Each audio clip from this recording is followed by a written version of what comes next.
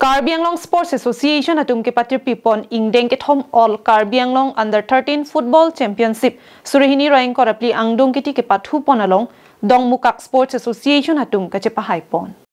Kidamtang phaikuni ni phaing korasir keberni Dongmukak habiram rongphar arong pathu aklamalong Ingdeng kethom all Karbi Anglong Under-13 Football Championship surihini roing korapli Angdung keti Kepathu pon. Bangso Angdung keti Kepathu pon amaya long Kasa Secretary Dr. Pankaj Tiron Kachitong Dunalong, Kasa Football Secretary Horening T, Mahamaya VDC Chairman Rajesh Tiron, Saint Xavier English School Principal Levis Tiso, DSA Amaipu Vikram Tirang, Kong Chunbang Komal Rongphar, Bidisar Monindra Nursery, Biren Singh Teron, Rongasar, Prakas Rongphar Tumpen Kedanglok Pindangan Man Ping Kedo Abang Puatum Chitong Dun. Labangso Angdung kiti Kepathu pon Sub Association atum laki Dokmuka Sports Association apen Manja Sports Association atum Angbongsi Pathu pon lo.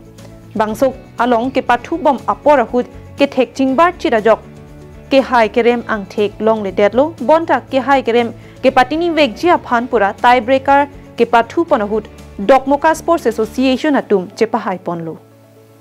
Grooming and catching them. So amotu pensi Ele tumpang cengiklo, lasan tot si Assam Football Association menstame deng bonlo, Youth League, Under-13, Under-15, Under-17. Lasi ningthelo labang so tournament pen. Ele tum Karbi Anglong chot kali Assam chot kali India ahawar panstame ele tum dak pen ele tum along ripen player ele tum pale dun thekpo busi ningthelo lapen usumara tum pini aning nili matha ini ngarong olo kini tim hi tim men samege Kepathu lason hotsi chuafrang isia aklasar bang difusida me penangano subar tu godak daklang lo amloki asona tim mesen lo hanjang lang so asona tim mesen bensi thank you